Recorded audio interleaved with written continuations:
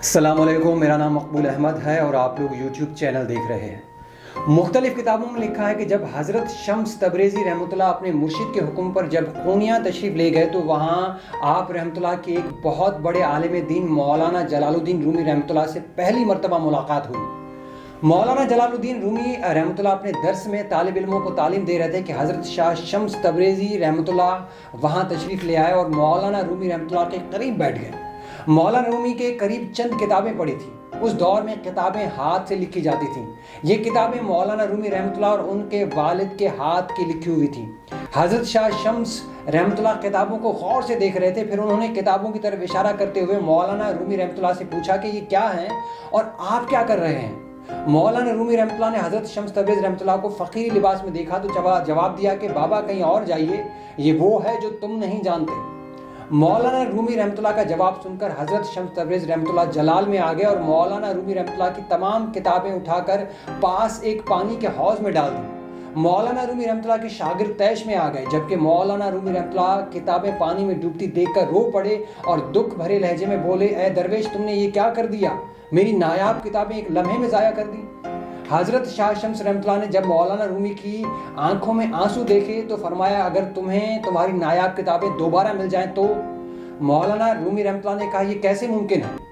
حضرت شمس تبریز رحمۃ اللہ مسکرائے اور پانی سے بھرے ہوئے حوض میں ہاتھ ڈالا اور ایک ایک کر کے ساری کتابیں نکال کر مولانا رومی کے ہاتھ میں دے دی۔ مولانا رومی رحمۃ اللہ حیرت سے اپنی کتابیں کھول کر دیکھنے لگے کہ کہیں پانی سے ان کی سیاہی تو زائل نہیں ہو گئی، لیکن کتابیں بالکل خشک اور ایسی تھیں جیسے کہ ان کے پاس پہلے پڑی ہوئی تھیں۔ کتابوں کو پانی کے ایک قطرے تک نے بھی نہیں چھوا تھا۔ مولانا رومی رحمۃ اللہ نے حضرت شاہ شمس رحمۃ اللہ کی روحانی کرامت دیکھ کر حیرت سے پوچھا، اے بابا یہ کیا ہے اور یہ کیسے کیا ہے آپ نے؟ آپ رحمۃ اللہ نے مولانا رومی رحمۃ اللہ کو جواب دیا کہ یہ وہ ہے جو تم نہیں جانتے۔ یہ کہہ کر حضرت شمس تبریز رحمۃ اللہ وہاں سے تشریف لے گئے۔ مولانا رومی رحمۃ اللہ پر ایک عجیب سی کیفیت طاری ہو گئی۔ وہ حضرت شمس تبریز رحمۃ اللہ کے پیچھے گئے اور کہا، مجھے معاف کر دیں اور وہ علم سکھا دیں جو آپ رحمۃ اللہ کے پاس ہے۔ حضرت شمس تبریز رحمۃ اللہ نے کہا، علم ڈھونڈنے سے نہیں بلکہ خود کو کھونے سے ملتا ہے۔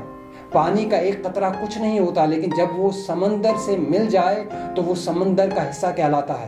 یہ سن کر مولانا رومی رحمۃ اللہ نے آپ رحمۃ اللہ کے ہاتھ پر بیعت کر لی اور اپنی زندگی عشق خدا میں وقف کر دی۔ اسی طرح حضرت شمس تبریز رحمۃ اللہ کی روحانی کرامات کا ایک اور واقعہ کچھ اس طرح درج ہے کہ جب آپ رحمۃ اللہ بغداد سے روانہ ہوئے تو وہاں کی ولیعہد سلطنت شہزادہ محمد اپنی سلطنت چھوڑ کر آپ رحمۃ اللہ کے ساتھ چل پڑا، کیونکہ شہزادے کو آپ رحمۃ اللہ سے بہت عقیدت تھی۔ حضرت شمس تبریز رحمۃ اللہ طویل مسافت طے کر کے بغداد سے ہندوستان اور پھر ملتان جا پہنچے۔ اس وقت ملتان میں بہت سے غیر مسلم قبیلے آباد تھے اور وہ لوگ آپ رحمۃ اللہ کی روحانی شخصیت سے بھی ناواقف تھے۔ ایک مرتبہ حضرت شمس رحمۃ اللہ کو گوشت بھوننے کے لیے آگ کی ضرورت پیش آئی تو آپ نے شہزادہ محمد کو آگ کا بندوبست کرنے کے لیے کہا۔ شہزادہ جو درویشی اختیار کر چکا تھا وہ اپنے مرشد کے حکم پر آگ کا بندوبست کرنے کے لیے لوگوں کے پاس گیا، لیکن کسی نے بھی اس کی مدد نہ کی، بلکہ ایک سنگدل شخص نے غصے میں آ کر شہزادے کو اتنا مارا کہ اس کے چہرے پر زخموں کے نشان ابھر آئے۔ زخمی شہزادہ حضرت شمس تبریز رحمۃ اللہ کے پاس واپس پہنچا اور تمام ماجرا بیان کر دیا۔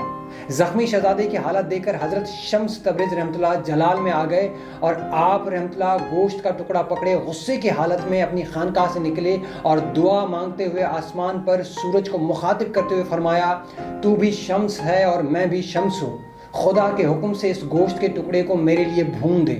آپ رحمۃ اللہ کا اتنا کہنا تھا کہ خدا کے حکم سے سورج کی تپش بڑھ گئی اور گوشت کا ٹکڑا بھن گیا۔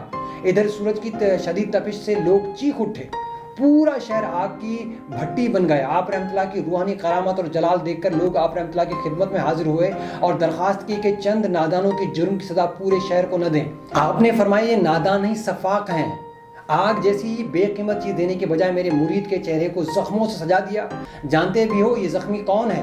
یہ بغداد کا شہزادہ ہے جو میری خاطر بھیک مانگنے گیا، لیکن اس کو شہر والوں سے زخم ملے، اس لیے جب تک ان ظالموں کے جسم آبلوں سے نہیں بھر جاتے جائیں گے مجھے قرار نہیں آئے گا۔ کچھ دانا حضرات نے سفارش کرتے ہوئے کہا کہ خدا کے لیے انہیں معاف کر دیں۔ آپ رحمۃ اللہ نے کہا کہ جب خدا کا واسطہ دیا ہے تو میں اسے انہیں معاف کیے دیتا ہوں۔ آپ رحمۃ اللہ نے سورج سے مخاطب ہو کر فرمایا، اے شمس، خدا کے حکم سے اپنی حرارت کو کم کر دے۔ معلوم نہیں یہ لوگ روز حشر کی گرمی کیسے برداشت کریں گے۔ آپ رحمۃ اللہ کا یہ فرمانا تھا کہ خدا کی قدرت سے سورج کی تپش معمول پر آ گئی۔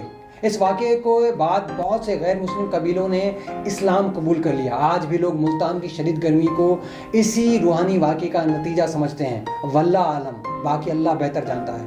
اگلی ویڈیو تک کے لیے اجازت دیجیے گا۔ اپنا اور ہمارے چینل کا خیال رکھیے۔ اللہ حافظ۔